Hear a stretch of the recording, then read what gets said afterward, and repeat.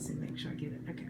So what I first want you to do is tell me a little bit about your background, because your background is very interesting from what I've heard, because you have a very, very diverse background. Just grew up tobacco farms, grew up farming, then father military, moving around everywhere, state parks after that. But as far as myself, graduating, leaving, went to a 4-year military college, commissioned as an officer. Blew my knee out. So out of work, had to get another field. Nobody's going to hire me because I got a blown knee. I've done law enforcement, drug enforcement, corrections, was a drug counselor, substance abuse counselor, sex offender counselor, been a bounty hunter, private investigator, senior pastor for 10 years with the Assemblies of God. I'm a deliverance minister now. Been loss prevention for Kmart, and I worked for a number of years human resources with Lowe's, covering Alabama, Texas, Mississippi. Ran my own ministry for 3 years, helping drug addicts get themselves back together, and now I'm the HR manager here at Sodexo. Wow. So tell me, I know at one time when I first met you and I've heard you speak, you actually convinced Sodexo, or made Sodexo realize that they were able to hire sex offenders, well, not sex offenders, but ex-offenders and felons. Yes. Did that come from your background of being in probation and parole and being a counselor and all that, and then going into HR? Is that what helped? Well, actually, it was when I checked when I got here, because we were hiring, we needed people. And when I put forth, can we check with local probation and parole, because they have people, always have people need jobs, and I was told, well, Sodexo doesn't hire felons, but yet I had already checked in the policies, and we do. I mean, that's one of our parts of our orientation, that it talks about it, and it's just that the person that was here didn't realize it, because the old HR had said they couldn't. He'd gotten bad information from the previous HR. Gotcha. And as soon as he realized we could, that's when we started making a full press to contacting local probation parole officers for people who needed to have a job as part of their court mandate. Going to the job fair at the Rustburg jail, talking to, used to be Collison over at Virginia Cares. So dealing with Virginia Cares, getting their folks after they're released, wherever we can to help. Child support, I forgot her name now off the top of my head. Dealing with the child support services for people who are required to have a job Susanna? and work back. No, Corey. Thank you. So I've done a lot with Corey to bring people on that need to have a job to pay their child support. And I know you've actually, with what I do, you've actually placed quite a few of mine that have criminal backgrounds, Yes. and I thank you so much. So, as an HR manager, what makes you a big advocate? I know with your background, but what makes you even more of an advocate to hire ex-offenders and give them a job and give them an opportunity to better themselves? I've worked with the worst of humanity. I've worked death row. I've worked isolation at maximum security, at the worst of the maxes. I've worked with sex offenders. I've worked with drug addicts. And some of them I wouldn't want anywhere close to anywhere. Some are just never going to get any better.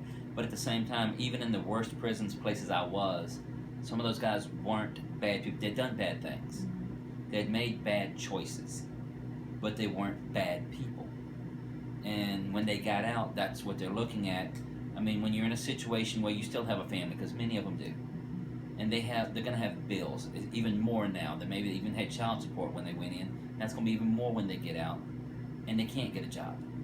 And when the judge is telling them, I mean, prison is not nice. I mean, I carry scars on my body. I wasn't even locked up there. Yeah, there is brutality in there. There is rape in there, and there's the lack of freedom in there. And a judge tells them, well, you don't pay this, and I'm putting you back in there. Well, I mean, it's survival instinct kicks in at that time. If no one's going to give them a job, there's a large chance they're going to commit a crime not to go back there. It's not that they want to commit a crime again. They want to turn loose of that background. They don't want to be that anymore.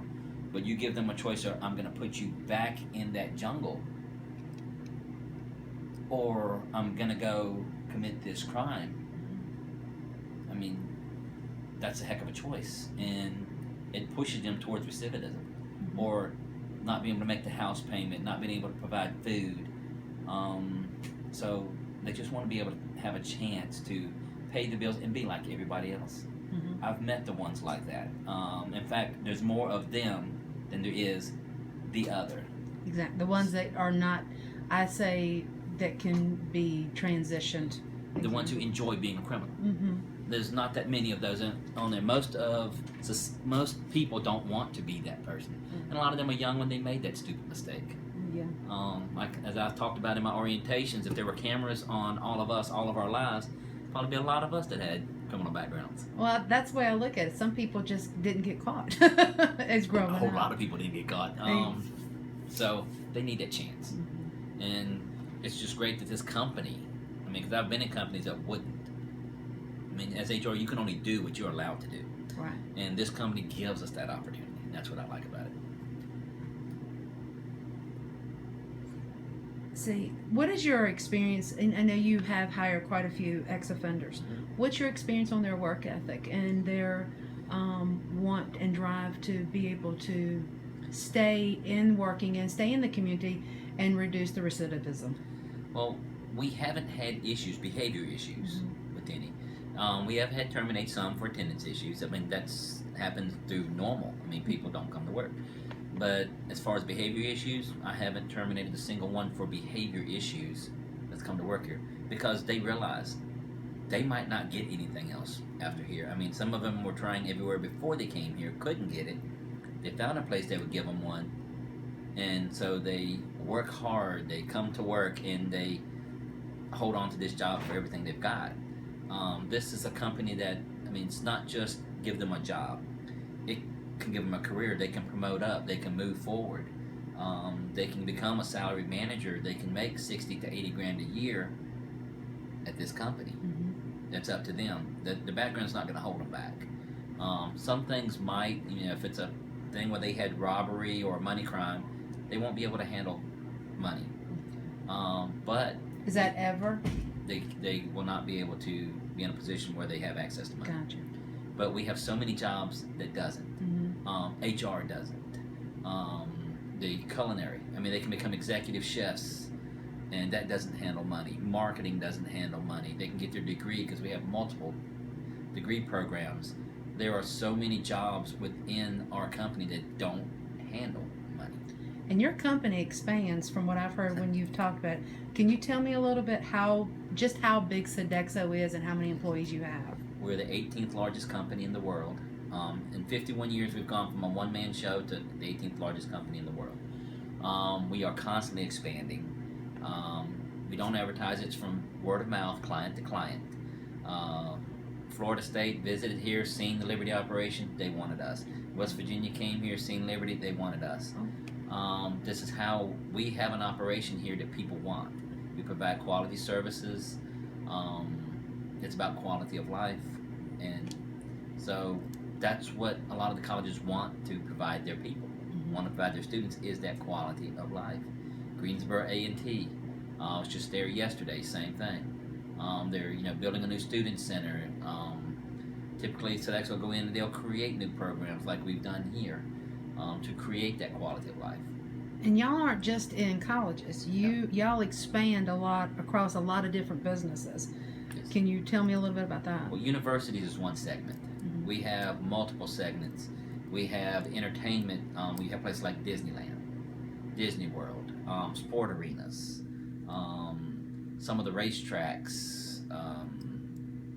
We have government services like the CIA building, some state and federal government, Marine Corps bases. You have the environmental services like the oil rigs out in the middle of the ocean, or in some other cases. We have schools, K-12 is what we call them. That's a whole other segment. It's separated from universities, where we do provide the services in a whole lot of the schools. In fact, the school I grew up in, I didn't know, but it's Halifax County Schools is Sodexo. Oh, wow. I did not know that. The hospital that's in Halifax County, Centera, is Sodexo. So we're in hospitals, we're in retirement communities. We have segments pretty much everywhere. So now, in all the segments that you do have here at Sodexo, they are able to hire a person with it that is an ex-offender, correct? Other than Yeah. certain crimes. It's a situation by situation. And not every one, because it depends on the client also. Okay. There might be a situation where that can't be because a felon might not be able to be on premises. Like here, a sex offender can't be here. Correct. Because we have an elementary school, we have 17-year-olds. They're simply not going to be allowed to be here, even if it's. We can hire felons, but I can't hire a misdemeanor with a sex crime because of the nature of the crime. Same thing. Certain, say, schools might not be able to have someone with any kind of violent record on premises. Okay. So even if it's assault, they might not be able to work there. So a lot of depends on what that position is, what the job is. Gotcha. Let's see. Have you ever? Well, this is a question. Have you, since you've been here as HR manager, Blue Ridge Reentry Jail has a work release program. Have you all ever worked with anyone from the Blue Ridge Reentry Jail through the transition program and the work release? Not through their program. We've had some people who have gotten arrested, locked up, and they would serve weekends, and then they would still work for us. But I haven't worked with them in the transition program. Would you think you'd be able to do that?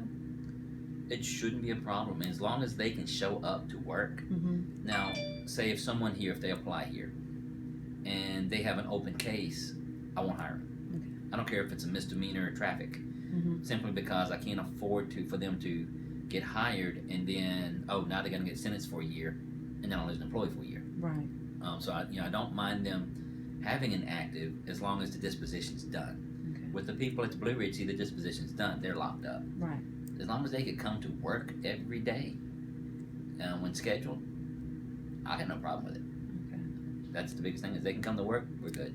Because I know with the transition, Cherie Alman, who is the director of the transition program, she is always looking for employers that are willing to, possibly hire these gentlemen, because they're in that transitional period getting ready to be released. So that's why I was curious, because we have a lot of employers here in Lynchburg that have a mindset when it comes to hiring ex-offenders. What is a word that you could give to these other HR folks that have a mindset of not hiring ex-offenders because it could tarnish their business? Just don't judge me. They're not carrying a sign that says, "Hi, I'm an offender." You don't know who the offender is. Like I said, if you were to come to my house, when I've got offenders in my family, you're not going to be able to say, "Oh, Russ is not Russ. This person is. This person isn't." You're not going to know.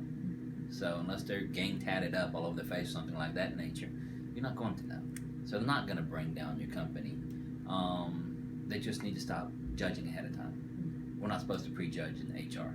Amen. We get it. The person comes in slippers and a robe to interview, and it happens. And do we prejudge? Yes. Should we? No. We don't. Or the people come in with multiple children. We don't know what happened with them that day. We're not supposed to prejudge. But does it happen? Oh yeah, it does happen. Very much so. And unfortunately, being a native from Lynchburg, and I know you're from this area, you're from Halifax, so you pretty much same area. I'm from Amherst County. We have a lot of prejudgment here in our area, and I've noticed that it's gotten kind of worse since we actually were one of these sites of Lynchburg when they had the massive release about 2 years ago. We were one of the huge sites of a lot of the ex-offenders coming here and trying to find jobs. It was a huge influx, and we still have quite a few that are unemployed. So I do greatly appreciate you being an HR manager that would be willing to hire, and I'm hoping that some people will see this and know that they can come and apply and hopefully get a job. So any final words that you would like to share before? No, it's just that that everybody needs a job. They just need a chance. Give them a chance. So we do with everybody else. The other people that we hire, the non-offenders, some of them don't work out either. And we do have behavior problems with non-offenders. It's just a person, and they've had a past. That's it. Well, thank you so very much. No worries. All right.